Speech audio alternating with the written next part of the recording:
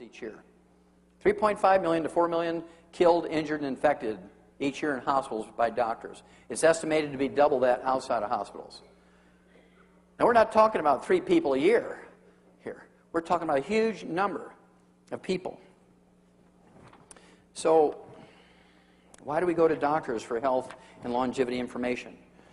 In 1999, doctors were believed to be the 8th top killer of Americans. Medical mistakes are the 8th top killer of Americans, behind cardiovascular disease, cancer, diabetes, Alzheimer's disease, gastrointestinal problems, liver problems, kidney problems, and doctors.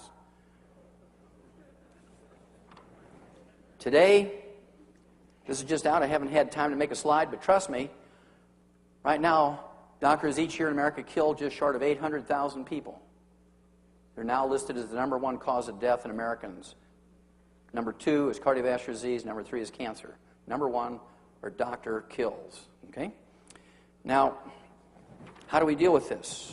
You know, even Thomas Jefferson said that a little revolution once in a while is a good thing. It's time to revolt against the American healthcare system. They do everything in their favor, nothing in the favor of the patients. It's a miracle. It's a God-given miracle if you survive a hospital visit, truly, without being damaged or infected or killed. And so, how do we deal with this? Well, we've learned in other instances how to deal with these kind of problems when the industry is abusing us. For instance, 60 years ago, when the automobile industry began to abuse customers, you know, you go in for a $6 oil change 60 years ago, and you go to pick up your car. They say, well, it's $300. You say, why? That's my month's wages. What do you mean, $300? Well, you told us to do whatever was necessary, and so we rebuilt your transmission, we rebuilt your carburetor, we gave you all new tires, we rotated them, we put in new brake shoes, new spark plugs, we gapped them, we did your timing, $300. And you kicked the counter and yelled and screamed, but in the end you paid your $300. Well, people got tired of that, and so they started going to flea markets and junkyards and garage sales looking for parts for their car. And after a while, the demand for these parts and tools at garage sales and flea markets and junkyards became so great, these sources couldn't handle the demand anymore, so a whole industry popped up. How many of you have heard of Napa Auto Parts and Pep Boys and AutoZone and Schutz? And because now you can walk in, you can get any part you want, you can get any tool you want for working on your own car. This has turned out to be a huge industry. And that's because the automobile industry got greedy some 60 years ago, and now more and more people do it themselves. And the same thing happened in the construction industry. When it got to the point where they were charging a little couple $60 to change a float in the toilet and $200 to change the light bulb, and little couples would sign a contract for a $6,000 roof, but they didn't point out to them that there's a rotating interest thing, a revolving interest thing, and if you didn't pay it in a year, it cost you $100,000.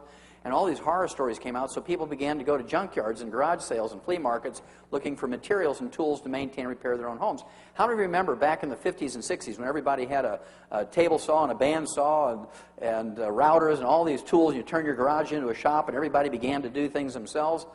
Well, soon these sources couldn't supply the demand anymore, so a whole industry developed to supply the demand for people who want to maintain and repair their own homes. They're called Home Depot and Lowe's and Menards, and if you don't know how to put shingles on your own roof, they'll give you a free class. Okay? Well, it's long overdue that we rebel in the same way against the healthcare industry.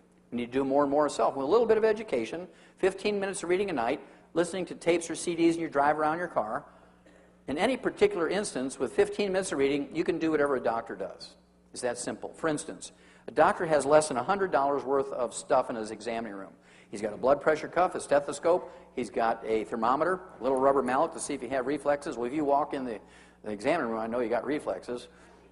Now, if they carry in, I might want to test them, but if you walk in on your own, you're singing and dancing, I don't have to worry about that too much. They have a little AAA battery pen light, they look in your eyes and down your throat with, and that was given to them by some salesman for a pharmaceutical company. You can jerk it out of their pocket and look at it, and you'll say, oh, look at that, Pfizer. Okay? So they have less than $100 worth of stuff. You can go to a pharmacy or a grocery store and buy all that stuff yourself without a prescription. With the exception of ultrasound and radiation and CAT scans and MRIs, you can get just about any test that a doctor would send you to a lab or a hospital for. For instance, you can go and you can buy a little bottle of test strips to find out what your blood sugar and blood cholesterol is. You can get little test strips to find out if you have blood or sugar in your urine. You can get test strips to find out if you have blood in your bowel movement to do a screen for colon cancer and ulcerative colitis, maybe gastric ulcers.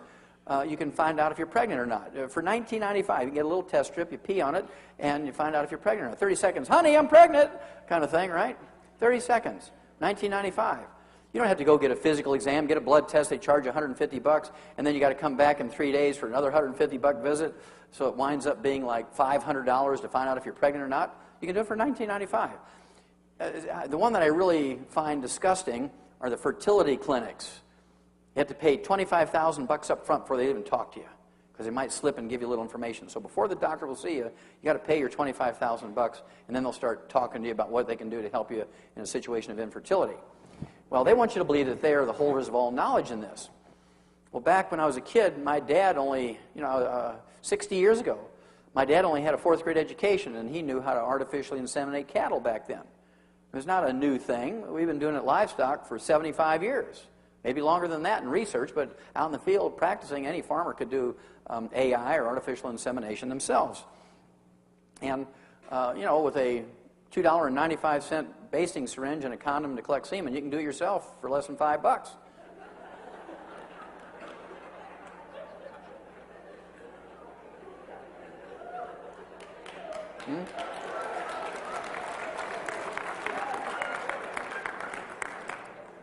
So when a doctor starts telling you how technical this stuff is, you can just sort of smile at him and say, okay, doc, let's move forward here.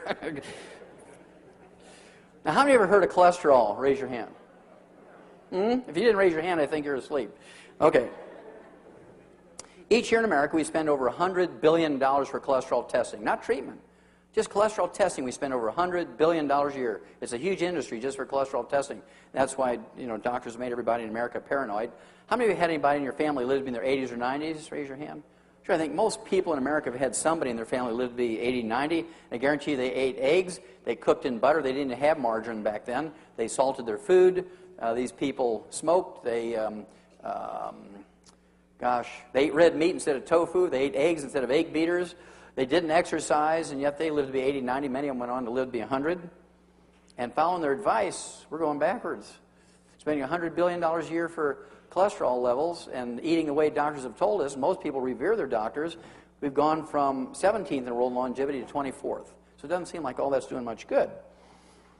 Well, if any of you can find me a disease, if anybody in this room can find me any disease that is caused by elevated blood cholesterol and triglycerides, I'll give you $1 million, small bills, and any offshore account you want tax-free. There's not a single disease caused by elevated blood cholesterol and triglycerides. When you have elevated blood cholesterol and triglycerides, I kind of look for other things. You might have a deficiency of niacin, vitamin B3. You have deficiencies of chromium and vanadium, 2 trace minerals. You might have deficiencies of the essential fatty acids, or a ratio problem between omega-3 and omega-6s. You could have early goiter, or hypothyroidism will cause an elevation in your blood triglycerides and blood cholesterol. You could have early diabetes. You can have early diabetes. Even before your blood sugar goes up, your blood cholesterol and triglycerides go up when you have diabetes. Don't take my word for it. Go to the library and look in a medical book on diagnoses. What's the first blood changes that occur when you have diabetes? Elevated blood cholesterol and triglycerides. What's the first blood changes when you have low thyroid? Elevated blood cholesterol and triglycerides. Do the elevated blood cholesterol and triglycerides cause any disease? No. They're just signals. They're just signals to look somewhere. Do they cause cardiovascular disease? No. Have nothing to do with cardiovascular disease. Nothing. Well, why do doctors get so excited about lowering your cholesterol and lowering your blood triglycerides? Because they get a kickback every time they write a prescription for statin drugs. Lipitor, Loped, and Lipitor. Why would you take a drug that doesn't really do anything, doesn't prevent diseases, lowers your cholesterol, that's what they do, but it causes liver cirrhosis and blindness. That's why you got to go in every couple of months to get your blood taken to see how your liver's doing. They got to look in your eye to make sure you're not going blind yet. Why would you take a drug that gives you liver cirrhosis and makes you go blind when it doesn't do anything?